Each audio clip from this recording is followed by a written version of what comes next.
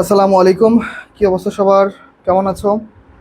তারেক্স admission কলেজের পক্ষ থেকে সবাইকে অনেক অনেক শুভেচ্ছা এবং অভিনন্দন। তোমাদের জন্য একটা অ্যাকাউন্টিং ম্যারাথন ক্লাস নিয়ে আসলাম। এই অ্যাকাউন্টিং ক্লাসটার মধ্যে হচ্ছে ন্যাশনাল এবং ঢাকা সেন্ট্রাল ইউনিভার্সিটি যারা পরীক্ষা দিবা তাদের জন্য ক্লাসটা যেমন গুরুত্বপূর্ণ, তেমন যারা সেকেন্ড টাইম বিশ্ববিদ্যালয় পরীক্ষা দিবা তাদের জন্য ক্লাসটা যথেষ্ট গুরুত্বপূর্ণ। আমরা খুব শীঘ্রই ইনশাল্লাহ ক্লাসটা শুরু করে দিব। তোমরা যে যেখানে আছো খুব শীঘ্রই ইনশাল্লাহ ক্লাসে যুক্ত হয়ে যাবো। আমরা অতি শীঘ্রই ইনশাল্লাহ ক্লাসটা শুরু করে দেবো, ঠিক আছে? আমাকে প্রথমত জানাবা তোমরা আমার কথা ক্লিয়ারলি শুনতে পাচ্ছ কিনা, আমার ভয়েস ক্লিয়ার কিনা, আমাকে ক্লিয়ারলি দেখা যাচ্ছে কিনা, ঠিক আছে? একটু দ্রুত জানাবা, হ্যাঁ? আমি শুরু করে দিব ক্লাসটা ইনশাল্লাহ খুব শীঘ্রই। আমাকে একটু দ্রুত জানাও, হ্যাঁ?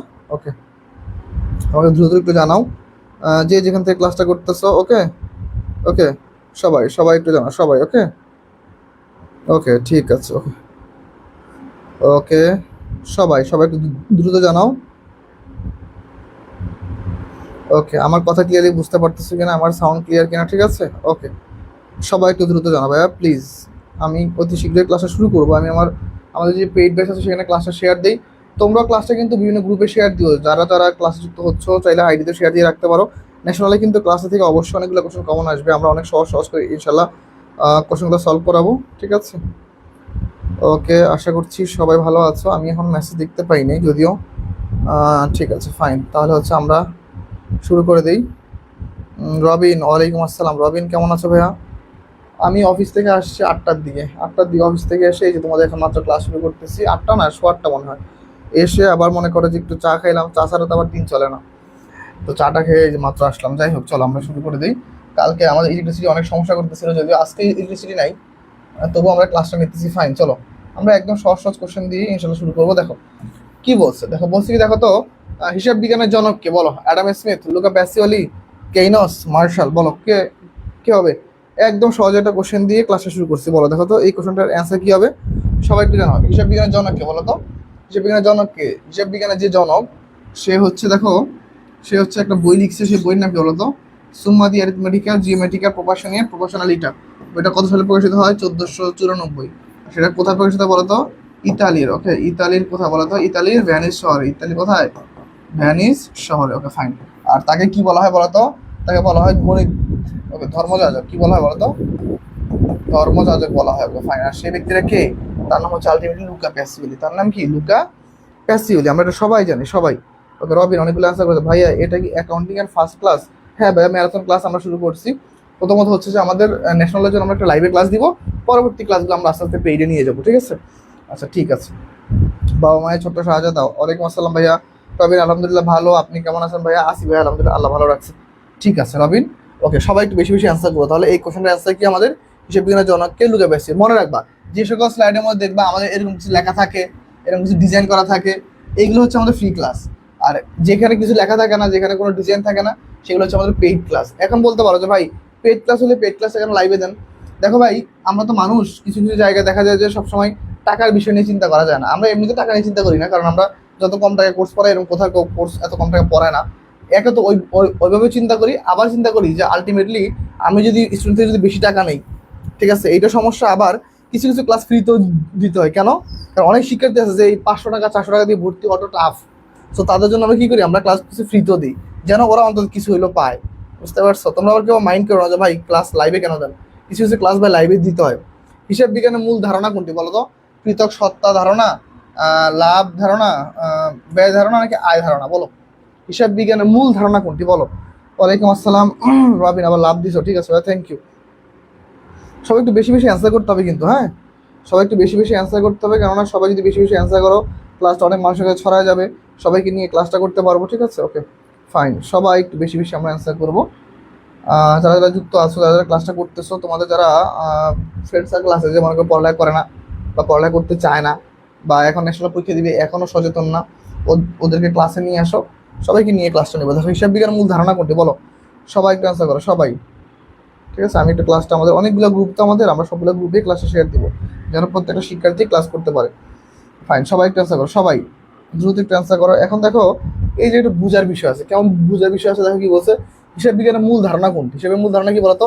পৃথক সত্তা, লাভ, ব্যয়, না আয় ধারণা? বলো সবাই, সবাই একটু অ্যান্সার করো, সবাই। ঠিক আছে, অনেকে দেখতে পাচ্ছি অ্যান্সার করতেছো। ফাইন, এখন দেখো আমরা একটু সলভ করার চেষ্টা করি। দেখো, কি বলছে, আমরা কিভাবে সলভ করবো?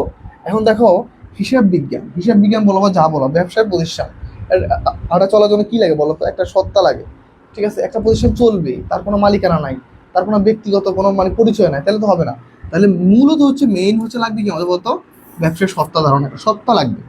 একটা ব্যবসা প্রতিষ্ঠান কি লাগে বলো তো? সত্তা লাগবে, একটা বৈশিষ্ট্য লাগবে, আমার মালিক লাগবে। ঠিক আছে, ওকে ফাইন। তাহলে এইটা হচ্ছে রাইট আনসার। পরবর্তী কোশ্চেন কি বলছে দেখো, হিসাব চক্রের প্রথম ধাপ কোনটি বলো? হিসাব চক্র প্রথম দেখো, লেজার, জার্নাল, ট্রায়াল ব্যালেন্স থেকে আর্থিক বিবরণী। দেখো কোনটা হবে দেখো তো, দেখো কোনটা হতে পারবো বলো? লেজার মানে কি বলতো? লেজার মানে কি বলতো? খতিয়ান। ওকে, লেজার মানে কি বলতো? খতিয়ান। আর জার্নাল মানে কি বলতো? জাবেদা। ওকে, জাবেদা। ট্রায়াল ব্যালেন্স কি বলতো? রেয়ামিল। ওকে, রেয়ামিল, ফাইন। আর আর্থিক বিবরণী তোমরা জানো, এই তিনটা ইংলিশে আসছে। বলো হিসাব চক্রের প্রথম ধাপ কোনটি বলো তো? সবাই জানো, সবাইকে অ্যান্সার করো ভাইরা প্লিজ, খুব দ্রুত অ্যান্সার করতে হবে আমাদের। ওকে, ঠিক আছে। সবাই একটু জানাও কোনটি অ্যান্সার হবে। সবাই একটু জানাও, সবাই দ্রুত। ঠিক আছে, সবাই একটু দ্রুত জানাও।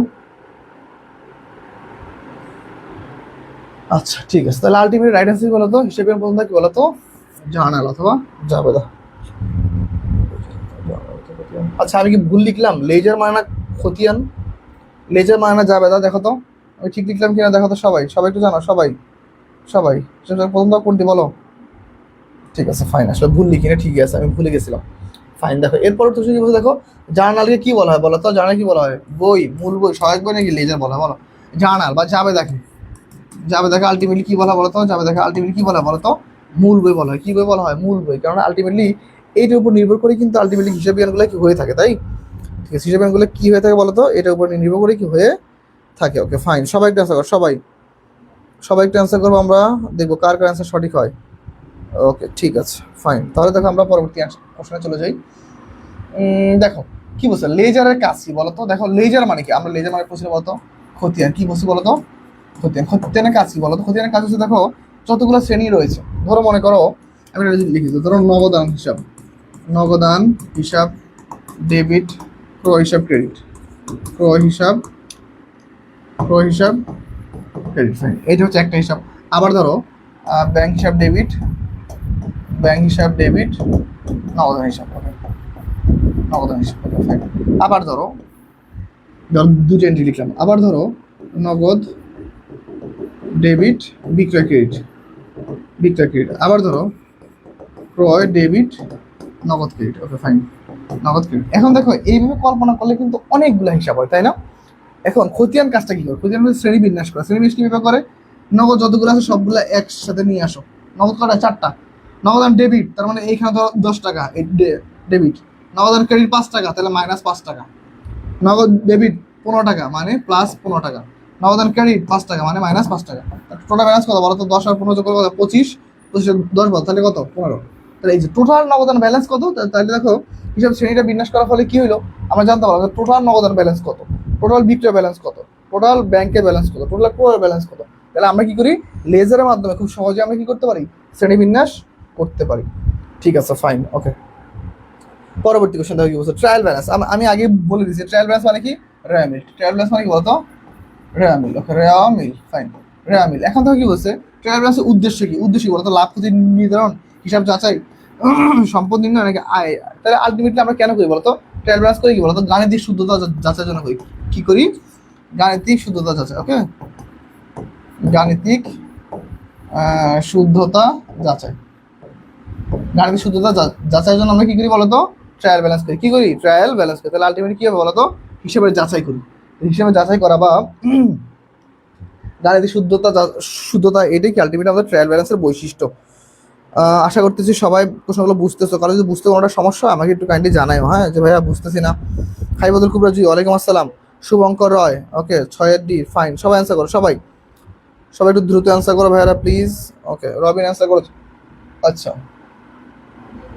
দেখো কি বলছে, ব্যক্তিগত হিসাবের উদাহরণ কোনটি বলো তো? ব্যক্তিগত হিসাব মানে কি বলো তো? ব্যক্তিগত হিসাব মানে কি বলো?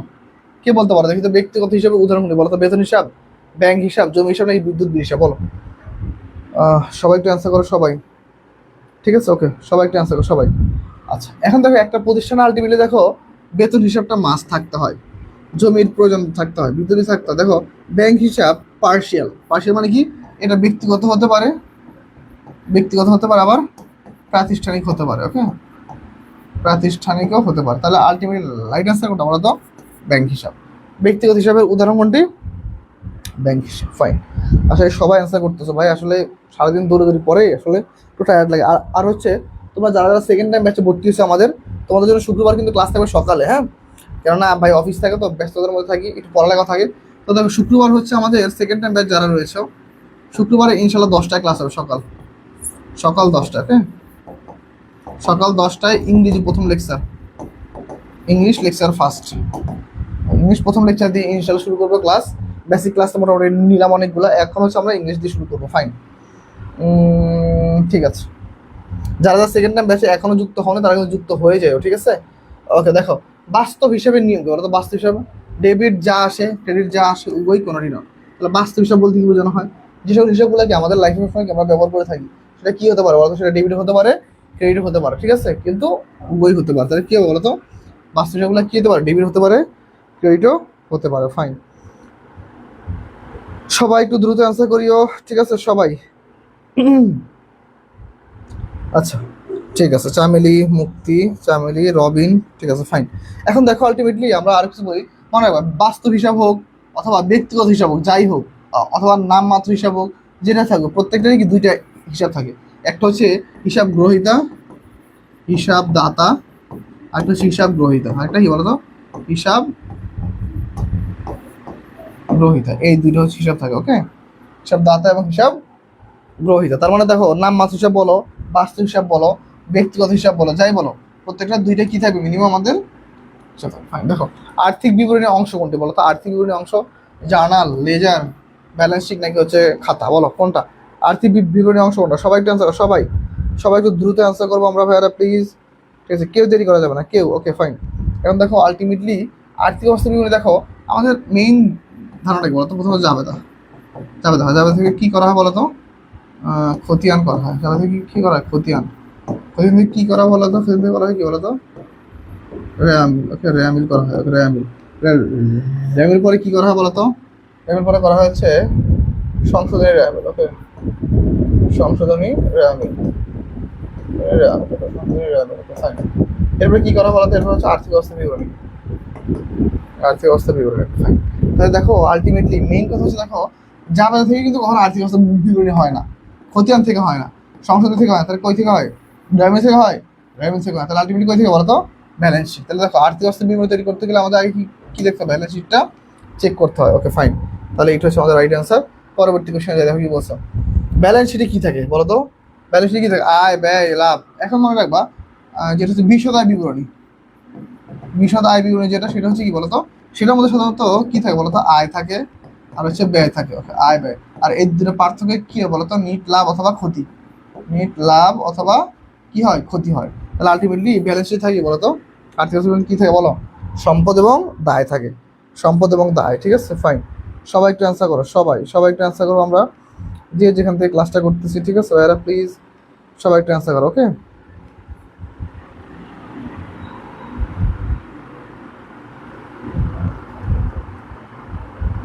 আচ্ছা ঠিক আছে ফাইন, অনেক অ্যান্সার করছে এখানে। কারা কারা অ্যান্সার করছে? চামেলি, মুক্তি রানী, রাসেল, ওকে ঠিক আছে, রবিন হাসান জুনিয়র। ঠিক আছে ফাইন। লাভ ক্ষতি হিসাব কি দেখায় বলতো? লাভ ক্ষতি হিসাব মানে কি বলতো? লাভ ক্ষতি হিসাব অথবা আয় ব্যয় বিবরণী হিসাব, এইটা একটা নাম হচ্ছে আয় ব্যয় বিবরণী, আয় ব্যয় বিবরণী হিসাব। আয় ব্যয় বিবরণী। এখন দেখো আয় ব্যয় বিবরণী হিসাবে কাজ কি বলতো? এই টোটাল আয়কে দেখে, টোটাল আয়কে দেখে, আর টোটাল আয় থেকে কি করে বলতো? ব্যয়টা বাদ দেয়। তাহলে ধরো আয় হচ্ছে ধরো 10,000 টাকা, আর ব্যয় হচ্ছে ধরো 11,000 টাকা। তাহলে আলটিমেটলি এই আয় বিবরণীর মাধ্যমে আমরা কি জানতে পারি বলতো? লাভ ক্ষতি নির্ণয় করতে পারি, লাভ ক্ষতি জানতে পারি। ওকে, লাভ নাকি ক্ষতি, ফাইন, এটা আমরা জানতে পারি। তাহলে লাভ ক্ষতি হিসাব অথবা আয় ব্যয় বিবরণী হিসাব থেকে আমরা কি জানতে পারি বলতো? লাভ ক্ষতি জানতে পারি। এইটা কিন্তু অনেকটা ট্রিকি কোশ্চেন। অনেক শিক্ষার্থীরা ভাববে উপরে যদি লাভ ক্ষতি দেওয়া আছে তাহলে অপশনে তার লাভ ক্ষতি হবে না, তাদের আলটিমেটলি অ্যান্সারটা ভুল হবে। বুঝতে পারছো? তাদের অ্যান্সারটা আলটিমেটলি ভুল হয়। ঠিক আছে, তাহলে এইভাবে চাইলে কি আমরা কোশ্চেনগুলোর অ্যান্সার করতে পারি। ফাইন, সবার অ্যান্সার সঠিক হচ্ছে। এরপরে দেখো কি বলছে, মূলধন বৃদ্ধি পায় কখন? তাহলে দেখো আমার একটা হিসাব আছে, ধরো আমাদের হিসাব কি বলতো? সম্পদ, ব্যয়, আয়, দায়। ফাইন, এখন মনে রাখবা সম্পদ যদি বৃদ্ধি পায়, ওকে, একটা লিখে দিই জাস্ট, সম্পদ যদি বৃদ্ধি পায়, ব্যয় যদি বৃদ্ধি পায়,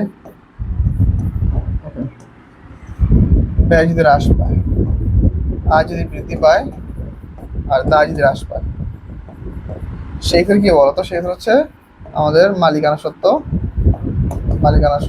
বৃদ্ধি পাবে। তাহলে দেখো, সম্পদ বাড়লে মালিকানা সত্ত্ব বাড়ে, ব্যয় বাড়লে মালিকানা সত্ত্ব কমে, আবার আয় বাড়লে মালিকানা সত্ত্ব বাড়ে, কিন্তু কি বলতো, আবার দায় কমলে কি মালিকানা সত্ত্ব বাড়ে। তাহলে মালিকানা সত্ত্ব কখন বৃদ্ধি পাবে বলতো, যখন আয় হয়, তখন কি মালিকানা সত্ত্ব বৃদ্ধি পায়। ঠিক আছে, দায় বাড়লে কিন্তু মালিকানা সত্ত্ব কমে, বুঝতে পারছো? রাইট অ্যান্সার কি? রাইট অ্যান্সার হচ্ছে আমাদের আয় হলে। ঠিক আছে, ওকে। উম্মে সালমা, থিওরিটিক্যাল কোশ্চেন বেশি আসবে? হ্যাঁ, থিওরিটিক্যাল কোশ্চেন বেশি আসবে। ন্যাশনালের থিওরিটিক্যাল কোশ্চেনটা বেশি আসার সম্ভাবনা সবচেয়ে বেশি। ঐতিহাসিক মূল্যনীতি, মূল কথা কি বলতো? ঐতিহাসিক মূল্যনীতি জিনিসটা কি বলতো? সবসময় মনে রাখবা, এই নীতিমালার যে এখান থেকে আসে কোশ্চেন লাগে ভালো মতো বলবা। ঐতিহাসিক নীতি হচ্ছে, দেখো, ক্রয় মূল্যনীতি বলা হয়, ক্রয় মূল্যনীতি। ওকে, ক্রয় মূল্যনীতি।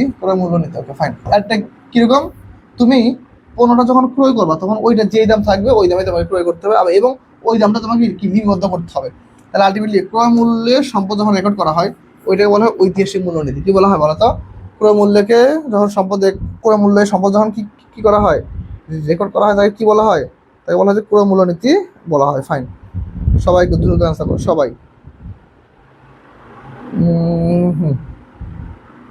ফাইন, ঠিক আছে, সবার অ্যান্সার সঠিক হয়েছে। তাহলে চলো পরবর্তী কোশ্চেন আমরা চলে যাই। দেখো কি বলছে, ঐতিহাসিক মূল্যনীতি অনুযায়ী সম্পদের মূল্য পরিবর্তন করা হয় কখন বলতো? কখন সম্পদের মূল্য পরিবর্তন করা হয় বলো? ঐতিহাসিক মূল্যনীতি অনুযায়ী সম্পদের মূল্য কখন পরিবর্তন করা হয়? সবাই একটু দ্রুত আমরা অ্যান্সার দিব, সবাই ভাইরা প্লিজ, সবাই একটু দ্রুত অ্যান্সার দাও। এখন মনে রাখবা, ঐতিহাসিক মূল্যনীতি হচ্ছে ওয়ান কাইন্ড অফ ক্রয় মূল্যনীতি। ধরো তুমি একটা মেশিন ক্রয় করছো, ধরো একটা মেশিন, ওকে, মেশিন ধরো ক্রয় করছো, ধরো 10 লক্ষ টাকা দিয়ে, ওকে, 10 লক্ষ টাকা দিয়ে, 10 লক্ষ টাকা, 10 লক্ষ টাকা ক্রয় করছো। এখন মনে রাখবা, ঐতিহাসিক মূল্যনীতি বা ক্রয় মূল্যনীতি কখনো অর্থ সাধারণত চেঞ্জ হয় না, এটা স্টেবল থাকে। মনে থাকবে, এটা কি থাকে, এটা সবসময় কি থাকে ভাইয়া? স্টেবল থাকে, এটা কখনো চেঞ্জ হয় না। ওকে, ওকে, তাহলে ঐতিহাসিক মূল্যনীতি অনুযায়ী সম্পদের মূল্য কি পরিবর্তন করা হয় কখন? সাধারণত পরিবর্তন হয় না। ফাইন, এটা হচ্ছে আমাদের রাইট অ্যান্সার। দেখো পরের দেখো, ম্যাচিং নীতি। ম্যাচিং নীতি মানে কি? ফাইন, দেখো ম্যাচিং নীতি, ওকে, ম্যাচিং নীতি, ম্যাচিং প্রিন্সিপাল। ম্যাচিং নীতি কি বলা হচ্ছে? ওয়ান কাইন্ড অফ আইটেম হচ্ছে আয় ব্যয় নীতি। কি নীতি বলতো? আয় ব্যয় নীতি। এখন এই নীতির কাজ কি? এই নীতির কাজ হচ্ছে সারা বছর আমার কত টাকা আয় হলো আর সারা বছর কত টাকা ব্যয় হলো, এই দুইটার মধ্যে সামঞ্জস্য করে আমি দেখবো যে আলটিমেটলি প্রতিষ্ঠানের আউটকাম লক্ষ্য কি। আউটকাম লক্ষ্য কি বলো তো? আউটকাম লক্ষ্য কি বলো? আউটকাম লক্ষ্য হচ্ছে লাভ না ক্ষতি সেটা পরিমাপ করা। তাহলে কি ম্যাচিং প্রিন্সিপাল বা ম্যাচিং নীতি অনুযায়ী কি, আয় ব্যয় নীতি অনুযায়ী কি করা হয় বলো তো? আয় ব্যয় নীতি চেক করা যায় সারা বছর আমি কত টাকা আয় করছি, সারা বছর আমার কত টাকা ব্যয় হয়েছে, এই আয় আর ব্যয়ের মধ্যে যে পার্থক্য ওইটাকেই বের করার জন্য কি করা হয় বলতো? ম্যাচিং নীতি করা হয়। তাহলে রাইট অ্যান্সার বলো তো? রাইট অ্যান্সার কি বলো? ম্যাচিং নীতি অনুযায়ী ব্যয় কবে স্বীকৃত বলো? সবাই একটু অ্যান্সার করো, সবাই। আমি যেহেতু ব্যাখ্যা দিচ্ছি, আমি বাকিটা তোমরা করো। কোনটা হবে বলো? সবাই একটু অ্যান্সার করো, সবাই দ্রুত। ওকে, ঠিক আছে, ওকে, ফাইন। এখন দেখো, এখন ম্যাচিং নীতি অনুযায়ী দেখো ব্যয় কবে স্বীকৃত হয়? দেখো, যখন আয় অর্জিত হয়। আয় অর্জিত হলে আয় থেকে কি বলতো? ব্যয়কে কি স্বীকৃত করা হয়। যদি আয় না হয় তাহলে ব্যয়টা কবে স্বীকৃতি করা হবে? ফাইন। এরপরে তুমি সুন্দর কি বলছো, রক্ষণশীলতা নীতির মূল কথা। এখন দেখো, রক্ষণশীল মানে কি? দেখো, রক্ষণশীল মানে কি ভাই? রক্ষণশীল মানে হচ্ছে, দেখো, তুমি সবকিছুতে একটু কি মানে নিজেকে গুটে রাখার চেষ্টা করো। সাপোজ ধরো, তোমার প্রতিষ্ঠানে, ধরো সাপোজ তোমার এইখানে একটা লাইন আগে লিখে নিই। ধরো ব্যয়কে ব্যয় বলতে হবে, ওকে, ব্যয়কে ব্যয় বলতে হবে, ব্যয়কে ব্যয় বলতে হবে। আয়, সম্ভাব্য আয়কে আয় ধরা যাবে না, ওকে, সম্ভাব্য আয়কে আয় ধরা যাবে না, আয় ধরা যাবে না। ফাইন, এটা মাথায় রাখতে হবে। কিরকম? যেমন ধরো বাসায় ধরো কি হতো, ধরো ছোটবেলায় যখন দেখতাম যে আসলে ফ্যামিলি অনেক প্রেশার দিয়ে রাখতো, কেমন প্রেশার, এইটা করা যাবে না, ওইটা করা যাবে না, হিসাব করে করতে হবে, এর বেশি করা যাবে না। তো এইটা হচ্ছে কোনো রক্ষণশীল। এই যে মানে কি রক্ষণশীল। এখন রক্ষণশীল মানে কি? তাহলে দেখো, আমাকে দেখতে হবে, দেখো, আমার সবসময় রক্ষণশীল নিজের মূল ধারণা খেয়াল রাখতে হবে যে আমরা ধরো আমাদের ব্যয় হইতেছে, ধরো আমাদের প্রতিষ্ঠান ধরো সাপোজ কালকে ধরো 1,000 টাকা ব্যয় হবে। তো এই যে ব্যয়টা লিখে রাখতে হবে যে ব্যয়টা হতে পারে, কিন্তু আমি ধারণা করলাম আগামীকালকে আমার প্রতিষ্ঠানে 10 জন স্টুডেন্ট ভর্তি হবে, মানে আয় হবে, এটা লিপিবদ্ধ করা যাবে না। তাহলে মেইন কথা কি আমার রক্ষণশীলতার মেন কথা হচ্ছে দেখো সম্ভাব্য ক্ষতিকে আগে স্বীকার করা। যদি খরচ হয় সেটাকে আগে বলতে হবে যে হ্যাঁ এটা খরচ হয়েছে, কিন্তু আয় হবে ওইটাকে বলা যাবে না যে ভাই আয় হয়ে গেছে, আগে আয়টা হবে তারপর লিপিবদ্ধ করবো। ফাইন, তারপরে কোশ্চেন দাদা কি বলছে, চলমান প্রতিষ্ঠান ধারণা। চলমান প্রতিষ্ঠান ধারণা মানে কি ভাই বলো তো? এটা কেউ ধারণা আছে বলো তো, কে বলতে পারো? কার কার কি ধারণা আছে এই চলমান প্রতিষ্ঠান ধারণা সম্পর্কে? এখন মনে রাখবা গোয়িং কনসার্ন, গোয়িং কনসার্ন মানে কি ভাইয়া, আমরা যখন একটা প্রতিষ্ঠান যখন দিই বা আমরা যখন একটা প্রতিষ্ঠান দিই খুব আশা, মানে খুব আশা ভরসা করে দিই, আমরা সবাই কি চিন্তা করি? আমরা সবাই চিন্তা করি যে এই প্রতিষ্ঠানটা অনেক দিন চলবে। যেমন ধরো তারেক্স অ্যাডমিশন কটেজ, এইটা আল্লাহর রহমতে আমি মারা যাওয়ার পরে যেন চলে, কেননা আমি যেভাবে তৈরি করছি এইটা যেন সবার যেন থাকে। যেমন ধরো আমি ধরো কোনো একটা কোম্পানি চাকরি করলাম বা কিছু করলাম, কোম্পানির মালিক দেখা যায় মারা গেছে আরো 100 বছর আগে, প্রতিষ্ঠান কিন্তু চলতেছে। তো এইটাই বলা হয় যে কোনো একটা কোম্পানি বা কোনো একটা ব্যবসায় যখন চালু করবে এটা অনির্দিষ্টকালের জন্য চলবে, এটা কোনো বন্ধ হবে না। তো এটা বলে গোয়িং কনসার্ন বা চলমান প্রতিষ্ঠান নীতি। এই ধারণার অর্থ কি বলতো? এই ধারণার অর্থ হচ্ছে ব্যবসায় সবসময় চলমান থাকবে, ব্যবসা কোনো বন্ধ হবে না। তাহলে গোয়িং কনসার্ন মানে কি, ব্যবসার সময় চলমান থাকবে, এটা কখনো বন্ধ হবে না। ফাইন, সবাই আশা করতেছি অ্যান্সার করতে পারতেছো। তাহলে আমরা পরবর্তী কোশ্চেনে যাই না? আচ্ছা, আমার অবশ্য বেশি কোশ্চেন নাই, আমরা কম কোশ্চেন পড়বো। গোয়িং কনসার্ন ধারণা অনুযায়ী কি হবে বলো তো? দেখো তো, যেহেতু আমরা একটু বলছি চলমান থাকবে, তার মানে কি ব্যবসা দীর্ঘমেয়াদ ধরে কি চলবে। তাহলে গোয়িং কনসার্ন ধারণা অনুযায়ী কি ধরা হয়, একটা ব্যবসা প্রতিষ্ঠান কি বলতো দীর্ঘমেয়াদে চলবে, মানে নির্দিষ্ট সময় নেই, দীর্ঘমেয়াদে চলতে থাকবে। ফাইন, দেখো চলমান প্রতিষ্ঠান ধারণা অনুযায়ী চলমান প্রতিষ্ঠান ধারণা না থাকলে কি পরিবর্তন হবে বলতো? দেখো চলমান প্রতিষ্ঠান ধারণা না থাকলে কি পরিবর্তন হবে? আয় বাড়বে, ব্যয় কমবে, দায় কমে, সম্পদের মূল্যায়ন পদ্ধতি বদলাবে। বলো সবাই, সবাই একটু দ্রুত অ্যান্সার করো সবাই। Okay fine. আচ্ছা এখন দেখো, তাহলে দেখো চলমান প্রতিষ্ঠান ধারণা অনুযায়ী যদি প্রতিষ্ঠান যদি না চলে তাহলে কি হবে? দেখো সম্পদের মূল্যায়ন পদ্ধতি বদলে যাবে। সম্পদের মূল্যায়ন পদ্ধতি কি হয়ে যাবে? বদলে যাবে। যেমন ধরো যে মেশিনটা আমি ক্রয় করছি, ধরো আগামী 1 বছর ইউজ করার জন্য, কালকে দেখলাম আমার মেশিনটা বিক্রি করতে হইতেছে, কারণ প্রতিষ্ঠান তো আগামীকালকে নাও চলতে পারে, দ্যাট মিনস কি এটা বন্ধ হয়ে যেতে পারে। এই জিনিসটা হচ্ছে আমাদের একটু মাথায় রাখতে হবে, ঠিক আছে? চলো আমরা পরবর্তী কোশ্চেনে চলে যাই। সবাই একটু দ্রুত জানাও কথা ক্লিয়ার কিনা, ঠিক আছে? ওকে, সবাই একটু ফাস্ট জানাবো আমরা যে আমাদের কোশ্চেন ক্লিয়ার কিনা। ফাইন, এর পরবর্তী কোশ্চেনটা কি বলছে? ওকে, কৃত্রিম ব্যক্তিসত্তা। কৃত্রিম ব্যক্তিসত্তা কিরকম? যেমন ধরো আমাদের প্রতিষ্ঠান তো যদি আমাদের নিজেদের নামে, অনেক প্রতিষ্ঠান আছে এরকম যেসব প্রতিষ্ঠানের নিজস্ব নাম দিয়ে তারা ব্যবহার করে না, যেমন ইউসিসি, আইকন প্লাস, তোমরা অনেকে পড়ছো, নিউরন। তো এইগুলো কিন্তু কোনো মানুষের নাম না।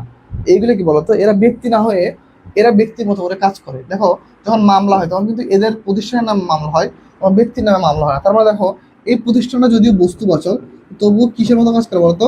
ব্যক্তির নিয়ে কাজ করে। আর তাকে বলা হয় কৃত্রিম ব্যক্তি সত্তা বা স্বতন্ত্র সত্তা। এর মানে কি বলতো? ব্যবসা সত্তা আলাদা, ব্যক্তি এবং ব্যবসা সত্তা কি আলাদা। ধরো আমি আলাদা, আমার ব্যবসা আলাদা, দুটাকে এক করা যাবে না। ফাইন, তাহলে এটা হচ্ছে আমাদের রাইট অ্যান্সার। ক্লাসে অনেক শিক্ষার্থী আসে না মনে হয়, বা কি কেউ কি জানা না নাকি আজকে স্টুডেন্ট এত কম কেন? হাবিবা, মুক্তি সবাই অ্যান্সার করতেছে, ঠিক আছে বোন। আমি আসলে কোশ্চেনগুলো সলভ করে দিচ্ছি তো দেখা যায় এই জন্য একটু দেরি হয়ে যেতেছে। দেখো বিজনেস এন্টিটি বা ব্যবসার সত্তা কোনটি সঠিক বলো তো? ব্যবসা এবং মালিক কি আলাদা, ঠিক আছে? ব্যবসা এক জিনিস, মালিক আরেক জিনিস, এই দুটো হচ্ছে আলাদা। ফাইন, সবাই আশা করতেছি অ্যান্সার করতে পারতেছে, ভেরি গুড। ওকে, পরবর্তী কোশ্চেন দেখো আমরা কি দেখি। দেখো পরবর্তী কোশ্চেন দেখো, মালিকের ব্যক্তিগত খরচ ব্যবসায় দেখানো হলে কোন নীতি ভঙ্গ করে বলো তো? দেখো মালিকের ব্যক্তিগত খরচ, ধরো মালিক ধরো মনে করো, মালিক ধরো মনে করো যে ইচ্ছে হলে সে একটা পান খাবে, ধরো এক কাপ চা খাবে, ওকে চা খাবে। সে নর্মাল চা খাবে না, সে ধরো সোনারগাঁও বা সেরাটন কোনো একটা জায়গায় গিয়ে চা খাবে, তো তার চার দাম ধরো 1,000 টাকা। চা খাবে, এটা সব প্রতিষ্ঠানের মধ্যে বলতেছে না, এটা প্রতিষ্ঠান আমাকে লিখে রাখবো। এরপরে কি হবে দেখো, কোন নীতি ভঙ্গ হবে বলো তো? ম্যাচিং নীতি, ঐতিহাসিক মূল্য, বিজনেস এন্টিটি নাকি রক্ষণশীলতা? অবশ্যই ব্যবসার সত্তা নীতি ভঙ্গ হবে। সে ভাবছে আমি খাইলে সমস্যা, আর তা আমাদের প্রতিষ্ঠান, কিন্তু না, প্রতিষ্ঠান এক জিনিস, ব্যবসা মানে মানুষ কি আরেক জিনিস। তার মানে সেক্ষেত্রে কি হবে বলো তো? ব্যবসায় যে সত্তা আছে, সত্তা কি সে লঙ্ঘন করলো। ফাইন, দেখো একটা ম্যাথ করে চলো। দেখো প্রাণী মজুদ পণ্য, সমপূর্ণ মজুদ পণ্য, বিক্রিত পণ্যের ব্যয় যথাক্রমে 20,000, 30,000, 70,000 হলে বিক্রয়যোগ্য পণ্যের ব্যয় কত? ওকে ফাইন, চলো আমরা ম্যাথটা করি। ওকে, বিক্রয় যোগ্য পণ্যের ব্যয়, বিক্রয়যোগ্য পণ্যের ব্যয় ইকুয়াল টু কত বলো তো? ইকুয়াল টু হচ্ছে দেখো আমাদের সমাপনী মজুদ পণ্য, সমপূর্ণ মজুদ পণ্য প্লাস বিক্রিত পণ্যের ব্যয়। নির্ধারিত পণ্যের ব্যয়, তাহলে কি হবে বলো তো? সবাই একটু আনসার করো। তাহলে 30,000 যোগ 70,000, তাহলে আলটিমেটলি কত বলো তো? 1 লক্ষ টাকা। তাহলে রাইট আনসার কত? রাইট আনসার হচ্ছে আমাদের 1 লক্ষ টাকা। তাহলে দেখো বিক্রয়যোগ্য পণ্যের ব্যয় বের করার সিস্টেম কি? সমপরিমাণ মজুত পণ্যের সাথে সমপরিমাণ মজুত পণ্যের সাথে বিক্রয়যোগ্য পণ্যের ব্যয় যোগ করলে হয়ে যায়, সরি বিক্রিত পণ্যের ব্যয় যোগ করলে হয়ে যায়। ঠিক আছে, ওকে ফাইন। বাবা মায়ের ছোট্ট শাহজাদা ক্লাস করতেছো, Chameli, Mukti Rani, okay, Rasel Alam, thank you so much. দেখো কি বলছে, নিচের কোনটি কোম্পানির শেয়ার হোল্ডারদের সত্ত্বের অংশ নয়? ওকে, শেয়ার হোল্ডারদের সত্ত্বের অংশ নয়।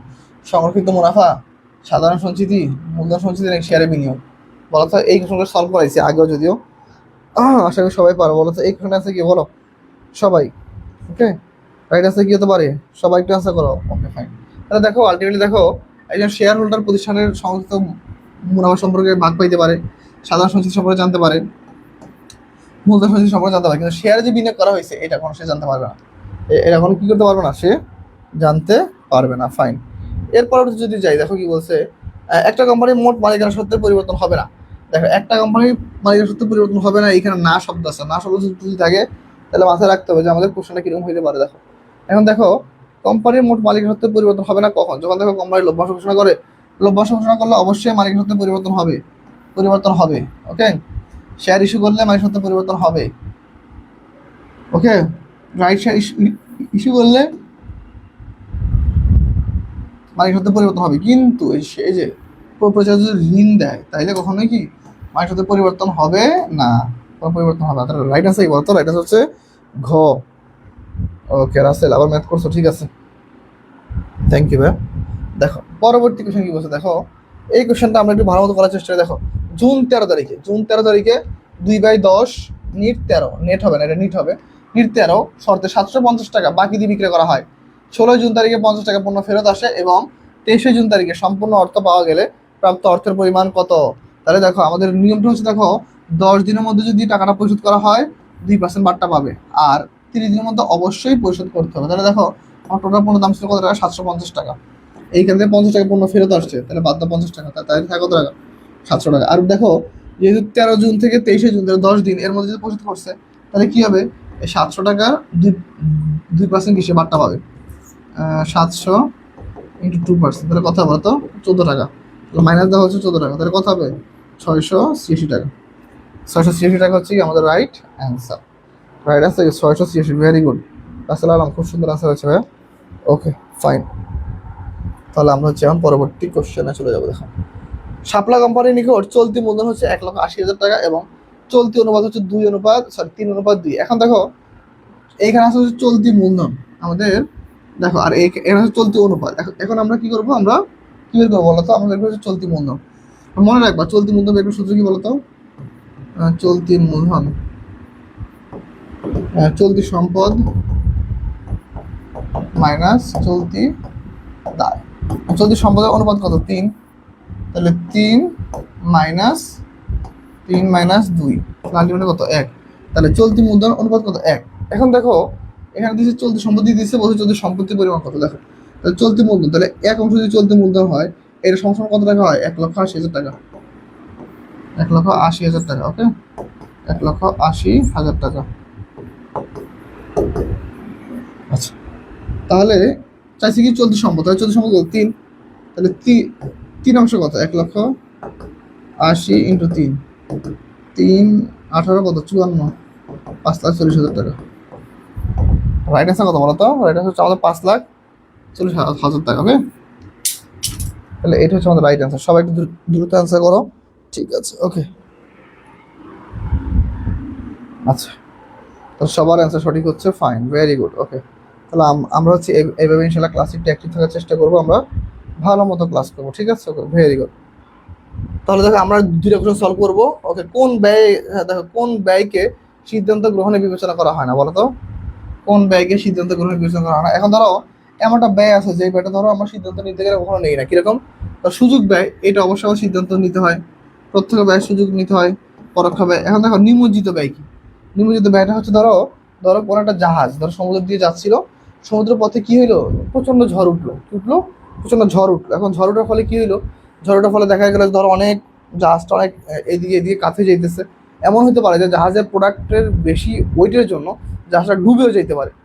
তো সেই সময় নাবিক কি চিন্তা করলো, নাবিক চিন্তা করলো জাহাজ থেকে যদি কিছু পণ্য যদি ফেলে দেয় তাহলে হয়তো বা বাকি পণ্যগুলো সেফ হবে। তো এই যে দেখো কিছু পণ্য সেভ করতে গিয়ে বাকি পণ্যগুলো ফেলে দিল, এর ফলে কি হইলো, এর ফলে জাহাজটা সেভ হইলো, কিন্তু ওই যে পণ্যগুলো পড়ে গেছে ওইগুলোর হিসাব খাতা লেখা হবে না। তার মানে কি আলটিমেটলি নিম্নলিখিত ব্যয় কারণ হিসেবে ধরা হয় না, কারণ এইটা হচ্ছে আকস্মিক ব্যয়, হঠাৎ করে এই ব্যয়টা হয়ে গেছে। তার মানে এটা নিয়ে কি আর কোনো খাতা লিখতে হবে না, এটা খরচ হিসেবে দেখাবে বা ক্ষতি হিসেবে দেখাবে, কিন্তু এইটার জন্য কি আমাদের কি সিদ্ধান্ত গ্রহণ করতে হবে না। লাস্ট কোশ্চেন আমাদের আজকে ক্লাসের, হ্যাঁ, অনুপার্জিত আয় কি নির্দেশ করে বলো তো? সব ভালো যার শেষ ভালো তার কথা আছে না, সব ভালো যার, ওকে, সব ভালো যার শেষ ভালো তার, ওকে, সব ভালো যার শেষ ভালো তার, শেষ ভালো তার, ফাইন। আমরা লাস্ট কোশ্চেন দিয়ে ইনশাল্লাহ ক্লাস শেষ করব। আসলে ক্লাসটা নিতাম আরও আগে বা আরও শুরু করতাম, কিন্তু আজকে একটু কাজ ছিল তাই আজকে লেট হয়ে গেছে। ঠিক আছে ফাইন, সবাই টেন্সা করো।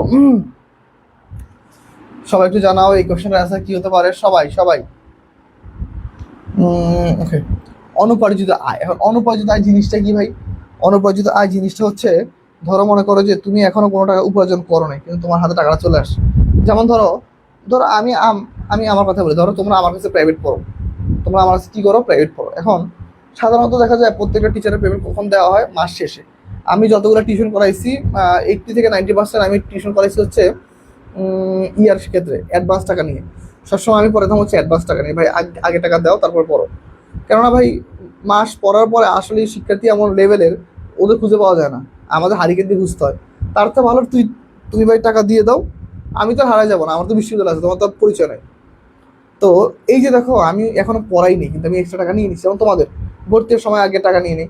তো দেখো এই যে যখন টাকাটা আগে নিয়ে নেই, কিন্তু দেখা যায় আমি এখন তোমাকে সম্পূর্ণ সার্ভিস দেই নেই, এক্ষেত্রে এই টাকাটা হচ্ছে আমার জন্য দায়। যখন আমি পুরো একটা সেবা দিয়ে দিব তখন এইটুকু হবে আমার জন্য কি আয়। তার মানে অনুপার্জিত আয় যখন হয় তা সেটা হচ্ছে আমাদের কি বলতো দায় বৃদ্ধি পায়। যারা যারা সঠিক অ্যান্সার করছে তাদের জন্য অনেক অনেক শুভকামনা। ঠিক আছে, ইনশাল্লাহ আবার কালকে দেখা হবে জিকে ক্লাস নিয়ে, আমাদের মিরাজ স্যার ক্লাস দিবে। ঠিক আছে, তাহলে আজকে এ পর্যন্ত, সবাই ভালো থাকো, সুস্থ থাকো, ওকে, আল্লাহ হাফেজ।